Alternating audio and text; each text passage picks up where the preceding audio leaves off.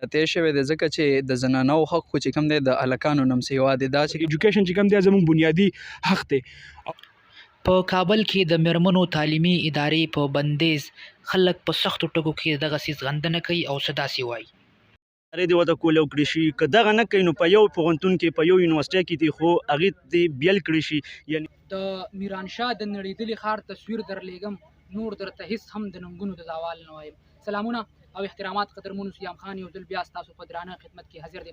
قدرمنو تاسو ته د یاد چې په وروستیو کې په ټولنیزو رسنیو کې په افغانستان کې طالبانو د تعلیمي ادارې بندې کړلې، په ځانګړې توګه چې څومره چې زموږ د میرمنو ادارې دي، سکولونه دي، ښوونځي دي، کالجونه دي، هغه یې بند کړل.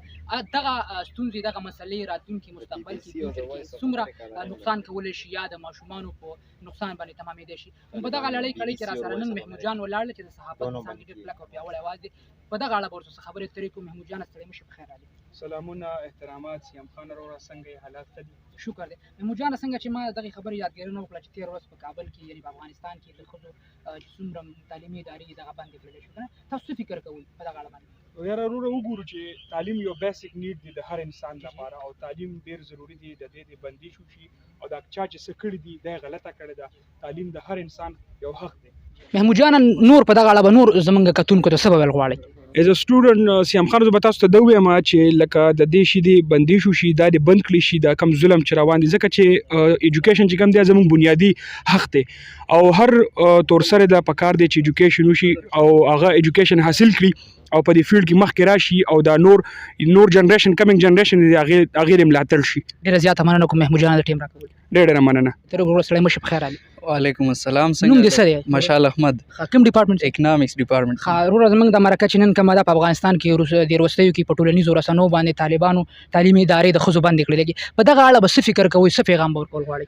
لکه دا خو چې کوم دی ډېر زیاتې شوی دی ځکه چې د زنانو حق خو چې کوم دی د هلکانو نه هم سیوا دی. دا چې کوم دی زموږ پیغمبر صلی الله علیه وسلم ویلي چې دوی ته د کوم دی خپل حقوق چې کوم دی ښه پوره ورسي، نو دا ډېر زیاتې شوی دی. کم از کم هغوی دی خپل تعلیمي لځي، دا خبره ټیک ده، هغوی دی په حیا کې ځي، پرده کې دي ځي، خو خامخا دي ځي ځکه چې دا حق هغوی ته اسلام ورکړی، نو دا پې موږ نشو بندولی.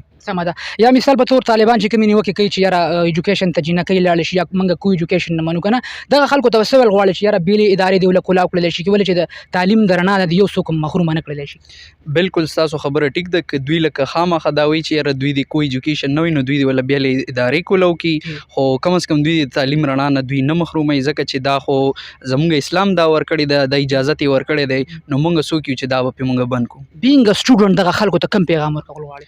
زه هغوی ته دا پیغام ورکول غواړم چې تاسو پلیز لکه موږ به تاسو ته ریکویسټ وکړو، ځکه چې افغانستان زموږ داسې ملک دی، مطلب زموږ رونه دي، نو په هغوی باندې تاسو د تعلیمي ادارې کولاو کوئ او هغوی ته تعلیم الاؤډ کوئ. ډېره زیاته مهرباني د ټیم راکول. تھینک یو سو مچ. ځوانه ستړی مه شي، پخیر راغلې. ډېره مننه سیام خان، ستاسو ډېر شکریه ادا کوم. خوشحاله اوسئ. وروره په دې ټولنیزو رسنیو باندې په دې وروستیو کې په افغانستان کې یعنې په کابل کې په ښځو په ایجوکیشن باندې نیوکې وکړلی شوې یا دغه بندې کړلی شوې، څه فکر کوئ؟ یاره سیام خانه دا خو ډېره غلطه خبره ده. زموږ کوم چې تاسو ګورئ نو د امریکا چې کوم ګورنمنټ و، کوم چې د افغانستان کوم فل ګورنمنټ و، هغوی لاړو طالبان نه، نو طالبانو دا یو غلط کار موږ به ته بینګ جرنلزم یو دا خبره وکړم چې دا یو غلط کار دی، ځکه چې د ښځو تعلیم د سړو تعلیم سره به دي، یو ځای به تعلیم کوي، یو ځای به دي زده کړه ترلاسه کوي، نو دا یو غلط کار دی او پکار دی چې د دې دغه وکړي او د دې په صحیح معنو کې د دې مخنیوي وکړي او دا کار دی بند کړي. ستا د خبرو مطلب دغه دی چې دوی غواړي چې یاره ښځې یا